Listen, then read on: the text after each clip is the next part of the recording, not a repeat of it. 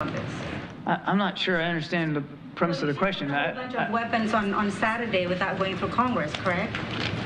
We have a normal process for providing aid and assistance to foreign countries, Ukraine and to Israel, and that. When everybody's set up, ready to go.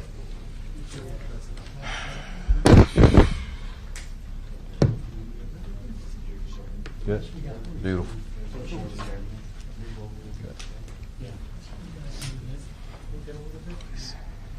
Good. Good. Yep. All right. Just want to say good afternoon to everyone, and we're here to talk about the senseless homicide of Louise Wilson, a 17-year-old girl who had a full life ahead of her. She was fatally shot this past Sunday while driving on I-45, the Pierce elevated section of the Gulf Freeway.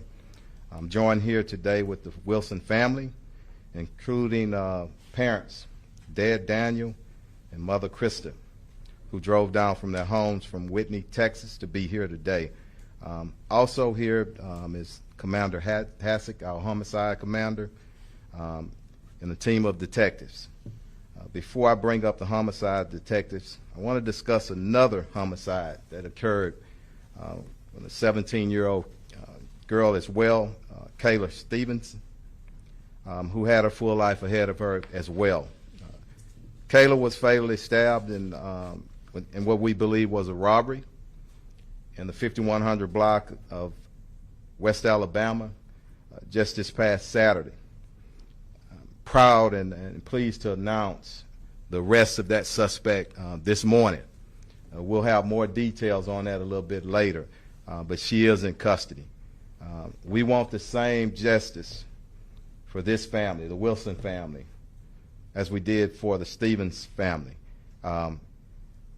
Just want our community to reach out and do what you can to get us information to bring this person in custody. The father, Daniel, will step up to say a few words following our investigator, Detective Caleb Bowling. But before I do that, I just want to pause, and we've been here before, and it's sad. We're in a large city with some homicides, and we got a lot of work to do, but I'm very proud of the great work that our homicide investigators do every day. The clearance rate, the percentage, is probably better than any major city, and we're going to keep going there, but every family is important to us. Every block in the city is important to us, and anybody coming through visiting is important to us. And we're going to stand strong as a community. But I want to just briefly, and I know Dad's going to speak, but I want to say something as a chief, and I shared with this family. I spoke to them a few days after the incident, but I also looked at the interview last night on the news, and the strength, the spirit of parents during a tragedy is just amazing, and I want to applaud them for that. And then in the conversation, to know that she wanted to be a police officer. She wanted to be a canine handler. That's who she was, and we're going to make sure that we do everything we can to bring some justice to this suspect, our suspects, and get them in custody. But I'm going to bring up the investigator now, and then we'll hear from her dad, and Hector Garcia, Commander Hector Garcia will translate in Spanish for us, okay? Let's get it. Come on up. Detective, can you give your name, title, and spelling, please? My name is Caleb Bowling. Name is Caleb Bowling, C-A-L-A-B, Bowling, B-O-W-L-I-N-G. I'm a detective with the Houston Police Department here, Homicide Division. I'm going to start with patrol units with our downtown division responded to a shooting that took place on the Pierce elevated section of 45 southbound lanes just after 1 a.m. on Sunday morning. Upon arrival, officers located a vehicle that had pulled onto the right small shoulder area.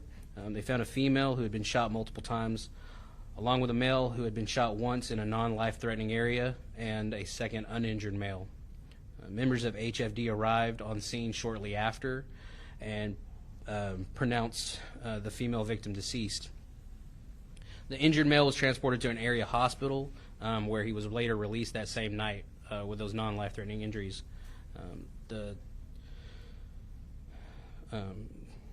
Patrol units were able to close the freeway and clear the remaining vehicles off the elevated section to facilitate the investigation. The female was, around that time, identified as Louise Wilson. The two males that were inside the vehicle, who were also from Whitney, Texas, provided us with statements about the incident and indicated that they were driving through Houston while on their way to Galveston. The witnesses indicated that Miss Wilson had moved into the right-hand lane, unintentionally cutting off the vehicle. Vehicle that they had cut off accelerated and overtook her on her driver's side of the vehicle they were in. A suspect, described only as a black male in his mid-20s, in a newer model black four-door sedan, began firing into Luis's vehicle, striking her and the male witness. The suspect vehicle continued along I-45 southbound without stopping. Miss Wilson was able to brake her vehicle and bring it to a stop. Luis's last act was to safely pull over and most likely saving the lives of the two males and further injury and anyone else that was on the freeway in that very tight area there on the Pierce Elevated. It was a heroic act for her to be able to get that car to the side and stopped with the injuries that she sustained. We know, being 1 a.m. on a Saturday night or into Sunday morning, 1 a.m. on a Sunday, that there were other vehicles on the road out there, and that's who we're looking to and asking for help from.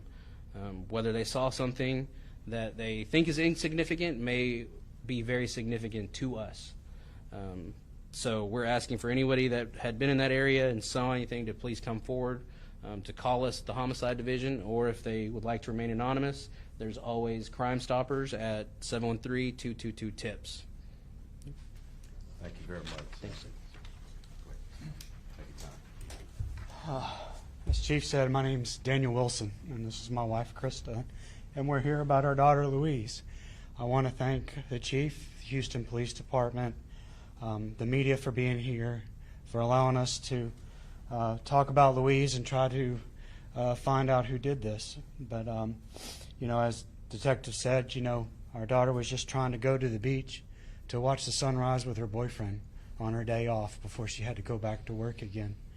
You know, she wanted to just see this great, you know, travel through here and go see Galveston and have a good time. And she ended up dying a hero. She was shot through her heart, and she was still able to safely pull over the car and save the people in her car and other people who were driving. And she wanted to help people, and she helped them. And we'll always remember that of her. We know that the person who did this might see this, or if there are other people around, there is a reward. So think about that. And the people at her work are raising funds to add to that. So just know, if you have somebody who said something, you can. There's a reason to come forward to just give a face to what had happened here. Louise was a beautiful young woman. Everybody that we've come in contact with, we may not have known them, but they knew her. From the funeral directors that we've had to talk to the grave digger at the cemetery, we've had to find a place to put her daughter. And they know her. They knew her smile, and they talk about what a beautiful young girl she was. And so just think about that, of what you took from this world and what she could have done. You know, lay that on your conscience, whoever did this. And just know she took an angel from, and you gave an angel, but you took such a beautiful, took our baby girl. Just thank you so much for everybody giving us a minute of your time. And just know, and thank you. Commander, go ahead, sir. Thank you, Chief. Buenas tardes. Estamos aquí para hablar sobre el homicidio sin sentido de Louise Wilson, una joven de 17 años de edad que tenía toda su vida por delante cuando recibió un disparo mortal el domingo pasado mientras conducía por la sección elevada del 45 Sur, también conocida como el Pierce Elevated, de la autopista del 45 Sur. Hoy nos acompaña la familia Wilson, que condujo desde su casa en Whitney, Texas, para estar aquí con nosotros. También tenemos aquí al comandante de homicidios Hasek y los detectives de su equipo.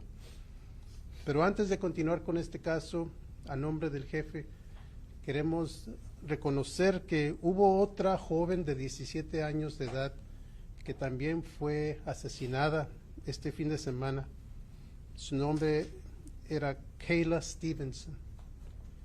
Ella fue apuñalada en la calle, en la cuadra 5100 de la calle West Alabama. Y hoy el jefe está muy orgulloso de compartir con el público de que la persona responsable por ese homicidio ha sido arrestada y se le han levantado cargos de asesinato con la pena máxima. Queremos la misma justicia para este caso. Queremos la misma justicia para Louise Wilson. Acaban de escuchar al detective de homicidios que nos dijo que esta joven iba conduciendo con dos otras personas en su vehículo. Eran aproximadamente la 1 de la mañana del domingo y iban a Galveston a ver el amanecer, a ver salir el sol. Desgraciadamente hubo una ocasión donde la joven tuvo que desviarse de su carril, moverse al otro carril, y eso hizo que se enfadara.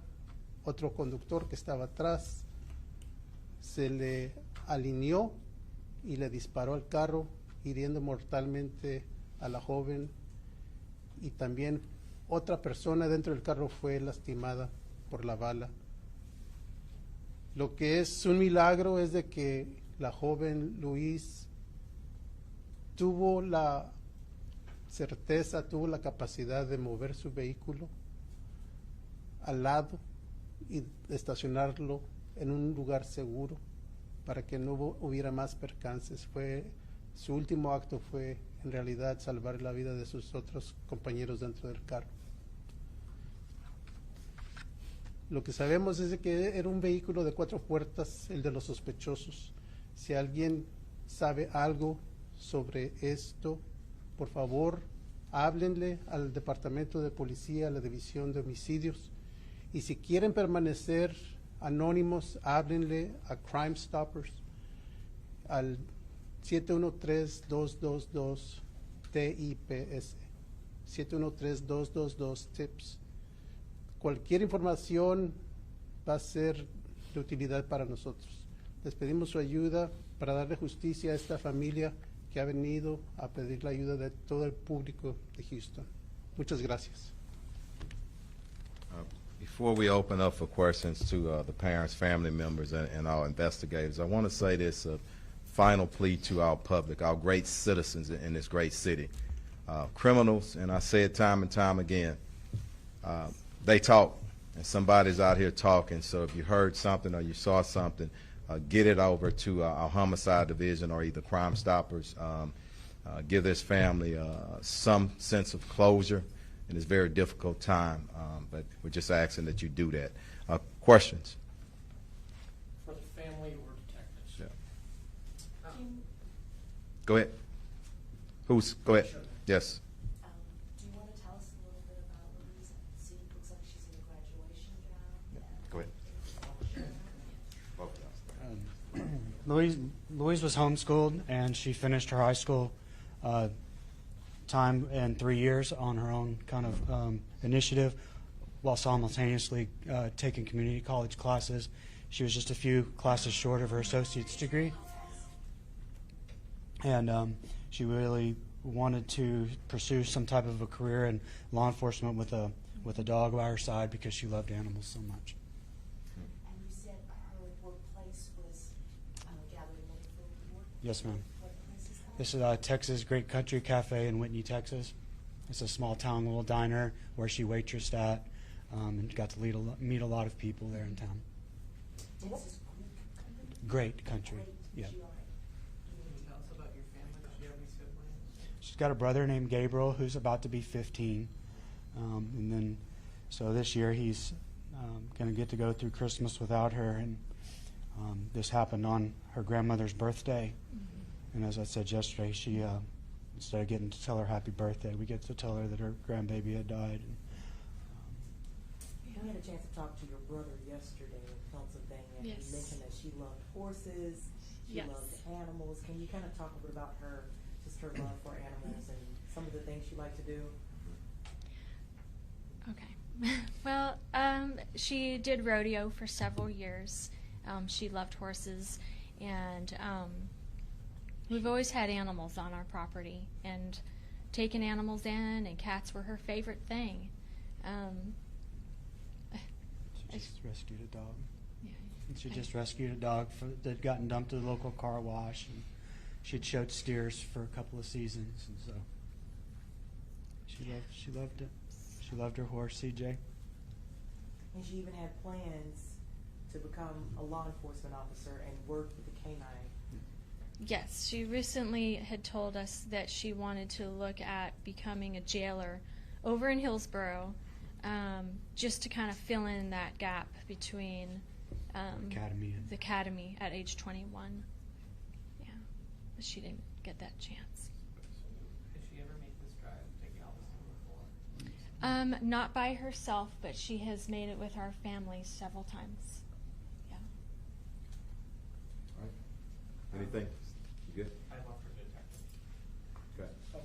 And then for the family? Yep. Anything else for the family? Thank y'all. Thank you again. Thank you. Detective, you asked people, you said there was a dark-colored four-door sedan as the suspect vehicle. Do we know what make and model Luisa's car was, in case people saw her vehicle? Suspect. Right now, it's not as important. I would say that we're mostly looking for if someone was behind this incident, it would have been fairly obvious what was going on, and that vehicle was We can is up there. say the suspect vehicle one more time so everybody can So get a description of it. again, the suspect vehicle is described as a clean, newer model, black four-door sedan, and unfortunately, that's where we're at the moment. Okay. And from what the witnesses said, it happened pretty fast. It wasn't like an extended. There was not an extended jockeying of vehicles up on for a long time. It was a fairly quick event that took place in a short amount of time. And no interchange between the two vehicles, and did the other vehicle have anybody else besides the driver as far as you're aware? It's still part of the investigation, but as far as I know, there wasn't a bunch of exchange. It was something we've all done. I believe everybody that's driven on a Houston freeway has probably cut someone off by accident before and had to jockey for position on the freeway. And, for whatever reason, that resulted in. I want to talk about cameras too, very, very briefly, because I want to get the family to a little bit of a rest during a difficult time. This is why I'm saying the press conference that I had, and it didn't address cameras on freeways, but we need cameras and license plate readers wherever we can. And I'm making a plea to political leaders, community leaders, everyone. We have that technology. There is a cost to it, but if we go into a public-private partnership, we can get a lot more cameras. You can't put a police officer at every block in the city, but we can certainly enhance the cameras, and that's what we're doing. So a part of that campaign is working with our officials to get more cameras, because if something happens on the freeway, I want to be able to pull it as quickly as we can.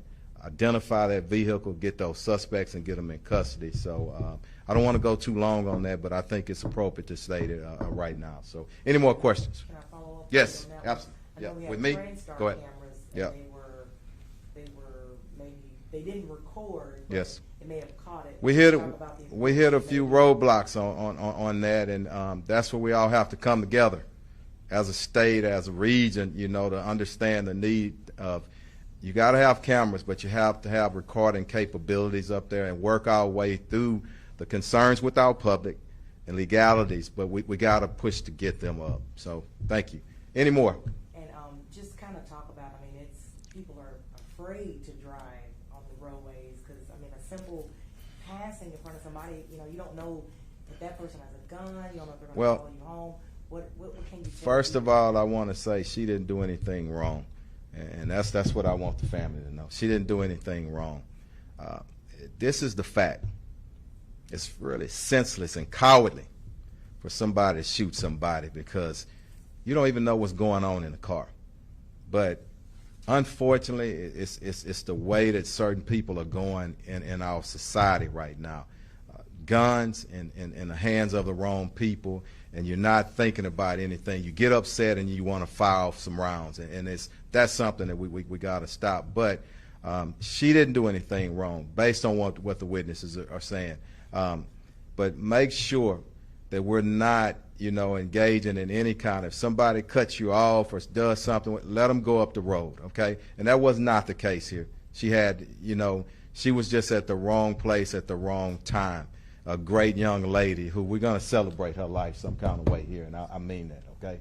So we'll end with that, and thank y'all for being here. But what we need is a lot of help with people in the community. And when y'all run this story, and please put that description of the vehicle out there, and if somebody's seen something, please say something. We need to get some justice for this family. Thank y'all.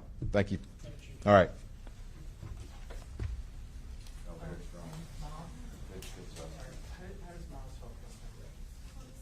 Spelling it your name.